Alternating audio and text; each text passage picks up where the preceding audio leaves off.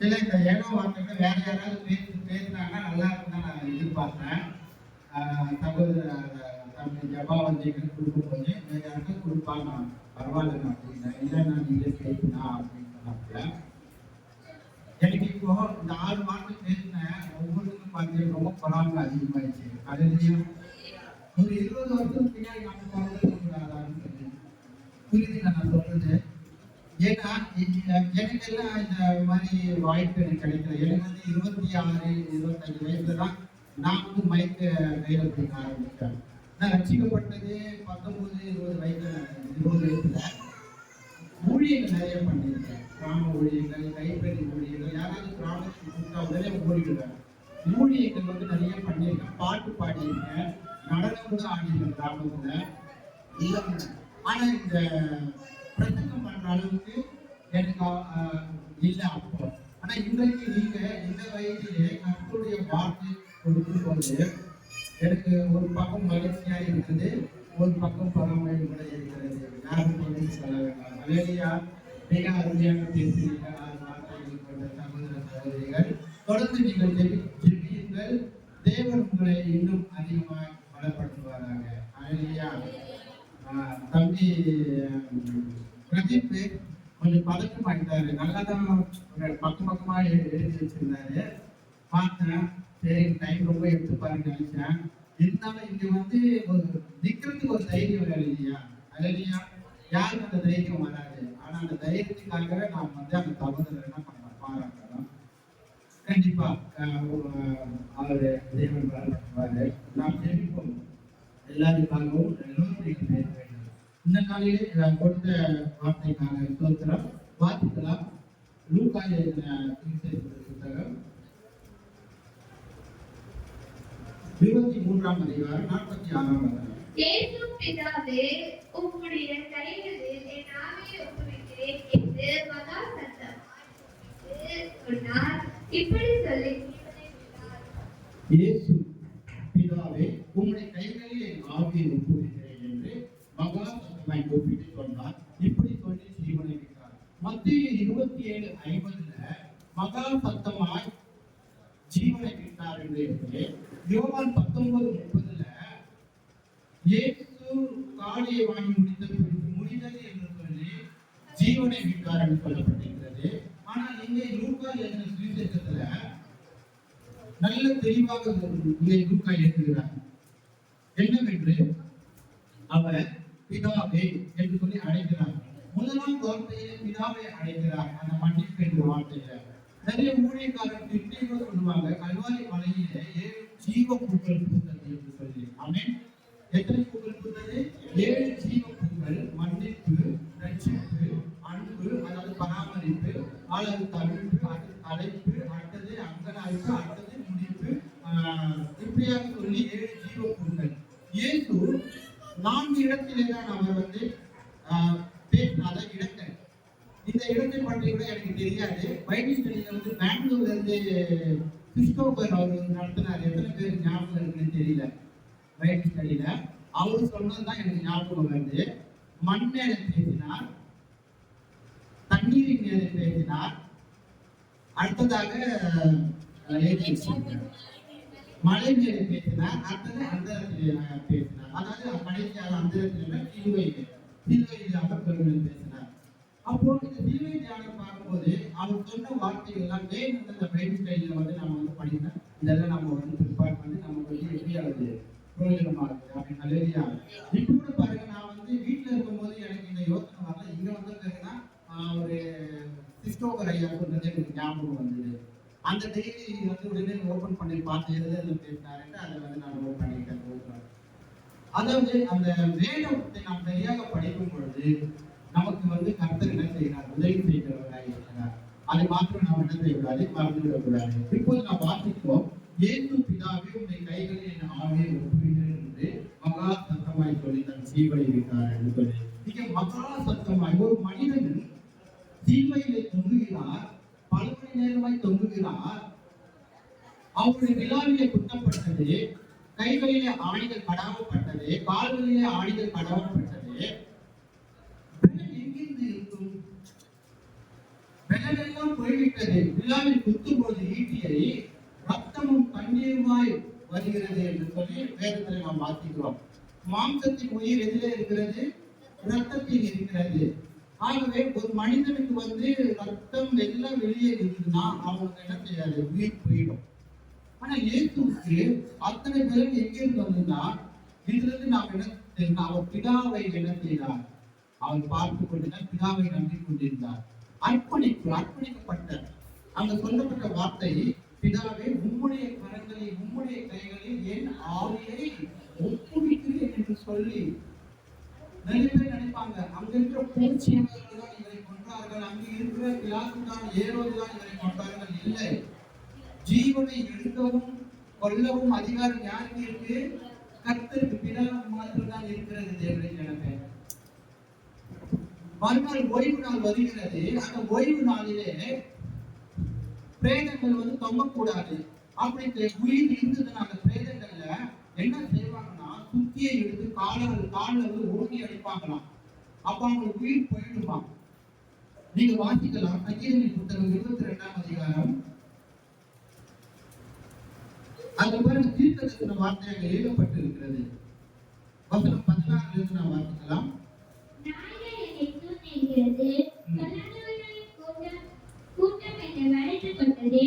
என் கைகளையும் என் கால்களையும் உருவ குத்தினார்கள்.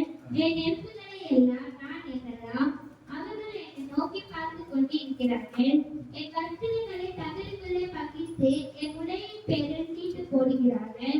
ஆனாலும் கர்த்தாவே, நீர் எனக்கு தூரமாகாதேயும் என் கருணை எனக்கு சகாயம் பண்ண தீவிரித்துக் கொள்ளும்.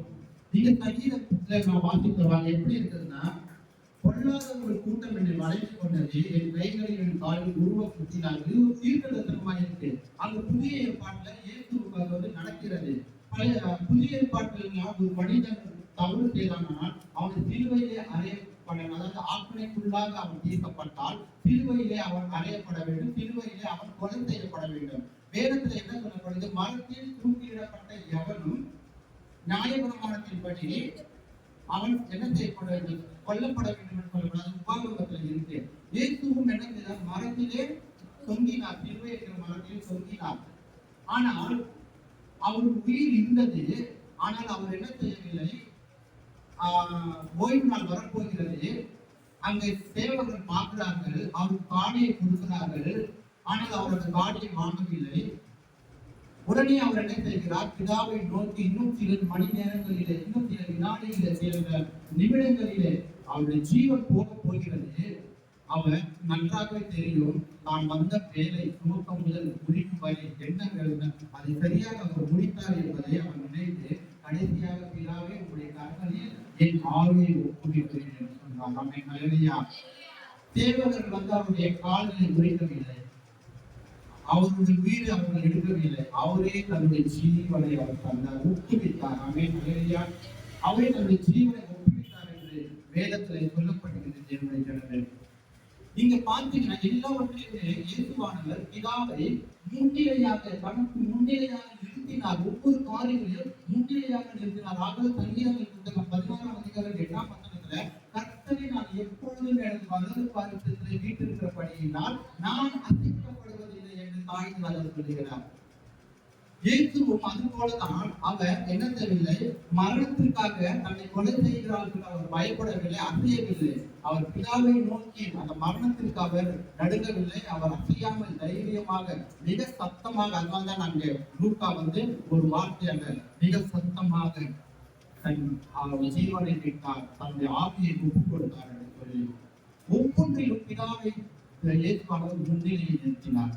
இன்று நாம் இயேசுவை முன்னிலையில் நாம் நிறுத்துகிறோம். தேவனுடைய பிள்ளைகளே, அதுதான் நாம் சிந்திக்க வேண்டும். ஒவ்வொரு காரியங்களிலும் நாம் செய்கின்ற ஒவ்வொரு எதுவாக இருந்தாலும் சரி, இயேசுவானவரை நாம் முன்னிலையாக வைத்துதான் நாம் செயல்பட வேண்டும்.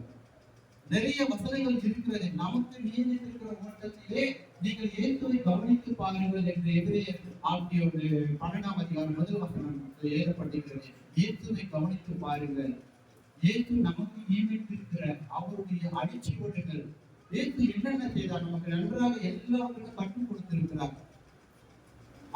ஆவி என்பது என்ன? சுவாசம். ஆதியிலே ஆதாமை தேவன் உருவாக்கும் பொழுது சுவாசத்தை ஊதினார். மனிதன் ஜீவ ஆத்மாவாக சொல்லப்படுகிறார். அந்த ஜீவ ஆத்மாவை தான் நமக்குள்ள அது என்னது? உயிராய் இருக்கிறது. எல்லாவற்றையும் என்ன செய்தார்? இயேசு பிதாவை முன்னிலையாக நிறுத்தினார். இன்னொரு பக்கத்தை நாம் பார்த்துக்கலாம். லூக்கா 2:49. ஏற்கனவே நாம் வாசித்தோம். 3ஆம் வார்த்தை சொல்லும் போது வாசிக்கப்பட்டது. 3ஆம் வார்த்தை பேசும்பொழுது லூக்கா 2:49. அதற்கு அவர், நீங்கள் ஏன் என்னை தேடினீர்கள்? என் பிதாவுக்கு அடுத்தவைகளில் நான் இருக்க வேண்டியதென்று அறியீர்களா என்றார். அங்கு எருசலேம் தேவாலயத்துக்கு போகிறார்கள். போகும்போது 3 நாள்கள் அங்க இருக்கிறார்கள். அங்க எல்லாவற்றுமே முடிந்த பிறகு அவர் கூட்டத்துல இயேசுவை காணவில்லை.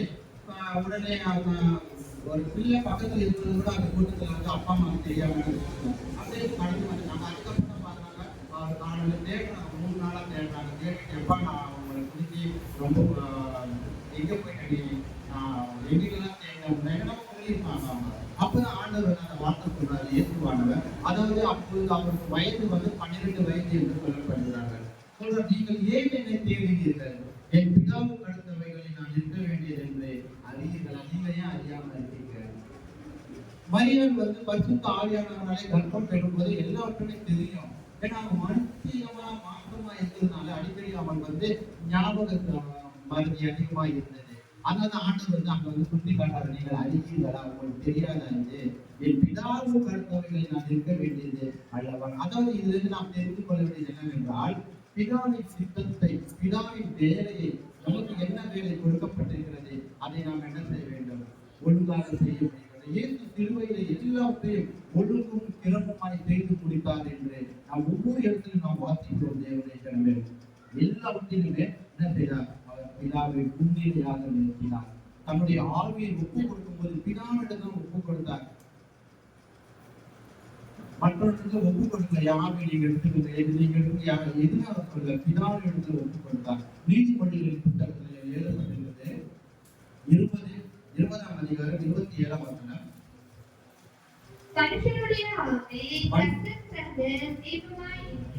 மனுஷனுடைய ஆவி யார் தலை தீபமாய் இருக்கிறதா? அது தீபம், பிரகாசம், வெளிச்சமாய் இருக்கிறது என்று சொல்லப்பட்டிருக்கிறது. மனுஷனுடைய ஆவி கர்த்தர் தலை தீபமாய் இருக்கிறது.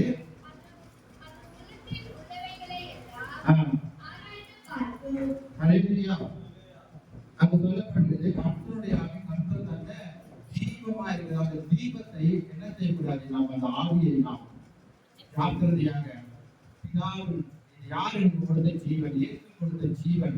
ஆகவே இந்த ஜீவனை நான் சர்வ ஜாக்கிரதையாக நான் பாதுகாத்துக் கொள்ள வேண்டும். இந்த ஜீவன் யாருமே இல்லை. வசனம் சொல்லுது, யோவான் 19 வாசித்து பார்த்தோம்னா, திருடன் திருடவும் கொல்லவும் அழிக்கவுமே வருகிறானே என்று வேறொரு வரான். நானும் அவைகளுக்கு நித்திய ஜீவன் உண்டாகும், அது பரிபூரணப்படவும் வந்தேன் என்று சொல்லி ஆண்டவர் அந்த இடத்துல சொல்றாரு. ஆகவே அந்த ஜீவன் நமக்கு எப்படிப்பட்ட ஜீவன் கொடுத்திருக்காருன்னா, பரிபூர்ணமான ஜீவன். அதாவது ஆவி, அவருடைய சுவாசம், அவருடைய சுவாசத்தை நமக்கு தேவன் என்ன செய்திருக்கார்? கொடுத்திருக்கிறார் என்று சொல்லப்பட்டிருக்கிறது.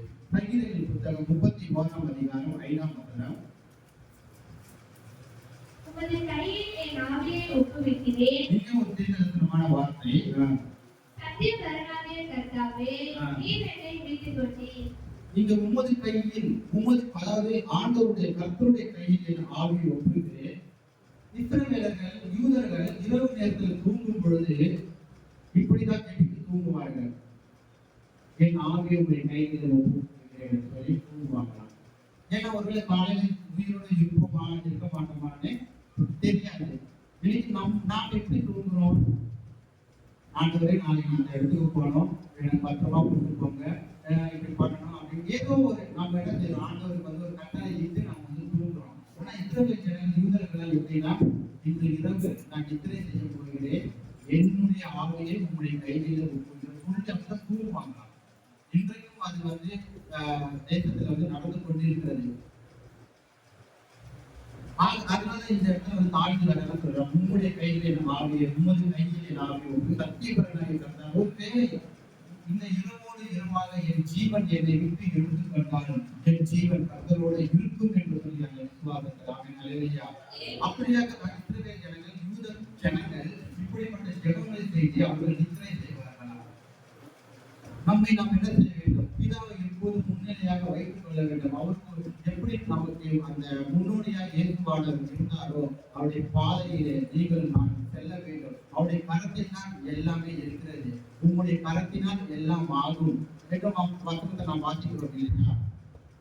எவரையும் பலப்படுத்தவும் எவரையும் மேன்மைப்படுத்தவும் உன்னுடைய கரத்தினால் ஆகும். ஐஸ்வர்யமும் கனமும் வருகிறது என்று நாம் வசனத்தை நாம் வாசிக்கிறோம். ஆகவே நாம் என்ன செய்ய வேண்டும்? கர்த்தரை எப்போது முன்னிலையாக வைக்க வேண்டும். நம்முடைய ஆவி நாம் இன்னொன்று தெரிஞ்சுக்கங்க, நாம் நம்முடையவர்கள் அல்ல. ஆமென். இந்த மண்ணுக்கு உரியவர்களும் அல்ல. நாம் யாருடையவர்கள்? பரலோகத்தின் சொந்தக்காரர். ஆமென் அல்லேலூயா. இயேசுவின் எத்தனை சொல்லி நான் இயேசுக்கு சொந்தக்காரன் சொல்லி ஒரு பாட்டு எல்லாம் கூட இருக்கு. இயேசு சொந்தக்காரன் சொல்லி நாம் பரலோகத்திற்குரியவர்கள். கிரயத்திற்கு பண்ணப்பட்டீர்கள். கிரயத்திற்கு பண்ணப்பட்டீர்கள். நீங்கள் உங்களுடையவர்கள் அல்ல என்று நீங்கள் அறியீர்களா கேட்கிறாரு. அப்புறம் நமக்கு இந்த கருவத்துல இருக்கிற எதுவுமே நமக்கு சொந்தம் இல்லை. எல்லாம் கர்த்தர் கொடுத்த பிக்சர், கர்த்தர் கொடுத்த இறைவன் கடன் தான். அவர் ஒரு நாள் கேட்பாரு. அப்ப அவருடைய கைகளில் நாம் என்ன செய்ய வேண்டும்? ஒப்புவிக்கிறோம். இயேசுவான எல்லாத்தையுமே சரியாக இருந்தார். எனவே 1 பேதுரு புத்தகம் 2ஆம் அதிகாரம் 23ஆம் வசனம். 1 பேதுரு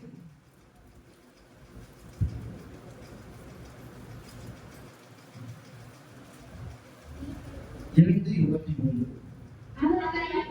அவர் கையப்படும் போது பதில் வையாமலும் பாடுபடும் போது பயமுறுத்தாமலும் நியாயமாய் தீர்ப்பு ஒப்புவித்தார். அவர் வையப்படும் போது அவர் பரியாசம் பண்ணாங்க, கிண்டல் பண்ணாங்க. அவர் பதில் எதுவுமே பேசல. வசனம் சொல்லுது. பாடுபடும் போது பயமுறுத்தினாங்க. நியாயமாய் தீர்ப்பு செய்கிற கர்த்தருக்கு அவர் ஒப்புக்கொடுத்தார். நான் யார் தெரியுமா? நான் தீர்வுல இருந்து இறங்கி வந்த நேரம் என்ன ஆகும் தெரியுமா? ஆண்டவர் சொல்லியிருக்கலாம். ஆனா அவர் சொல்லல. ஏனென்றால் பிதாவுக்கு ஒப்பு கொடுத்தார். பிதாவின் சித்தத்தை நிறைவேற்றுவதற்காக தன்னையே அவர் அர்ப்பணித்தார் என்று இன்றைக்கு நாம் ஒருத்தங்க நம்மள ஒரு வார்த்தை சொல்லிட்டாங்கன்னா நம்ம என்ன பண்றோம்? அவங்க கூட பேசுறதே கிடையாது. எல்லாத்தையுமே நாம் என்ன செய்கிறோம்? தூரமாக இருக்கிறோம். ஆனா இயேசு நமக்கு அப்படி கற்றுக் கொடுக்கல. ஒருவனுக்கு கண்ணத்தில் அறிந்தால் ஒரு கண்ணத்தை காட்டு. ஒரு மைல் தூரம் நடக்க பலவந்தம் பண்ணினா 2 மைல் தூரம் பண்ணி 5ஆம் அதிகாரத்தில் பார்த்தீங்கன்னா நமக்கு எல்லாமே கற்றுக் கொடுக்குறாங்க. நாம் அதன்படி வாழ்ந்தோம் இருக்குங்க. இயேசுடைய சாயல் நமக்கு அப்படியே இல்லையா?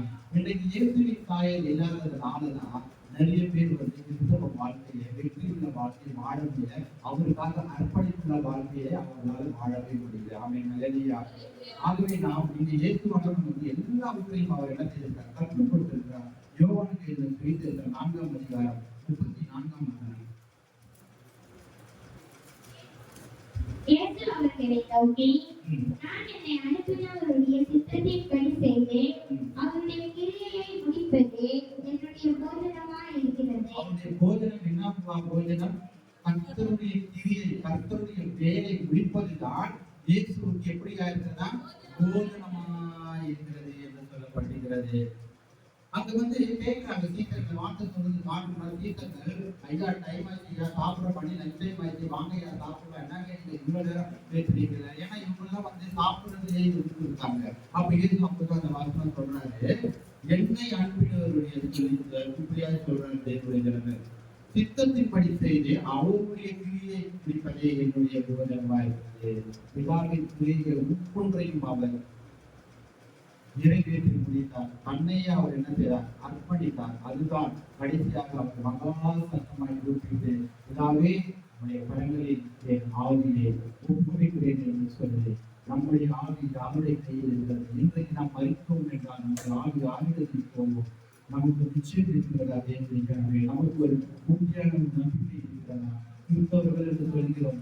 ஒவ்வொரு வருடமும் புனித வெள்ளி, அதாவது குப்பைக்கு வருகிறது. என்ன செய்யறாங்க? கஞ்சி குடிக்கிறாங்க, கருப்பு துணி போடுறாங்க. அந்த வீணான அந்த இது அந்த பாரம்பரியங்களை வந்து கடைபிடிக்கிறாங்க. இயேசு அதெல்லாம் சொல்லல. நம்ம சிலுவை தியானத்தை தியானிக்கணும்னா இவைதான் நாம் வந்து கடைபிடிக்கணும்னு அவசியம் கிடையாது. இன்னைக்கு நிறைய நேரம் பார்த்தீங்கன்னா எல்லாம் வந்து தீகா மாதிரி யூனிஃபார்ம் போட்டுருவாங்க. புரியுதுங்களா நான் சொல்றது? பிளாக் கலர் சட்டை, பிளாக் கலர் பேண்ட் போட்டுன்னு இப்படியே உட்கார்ந்து இருப்பாங்க.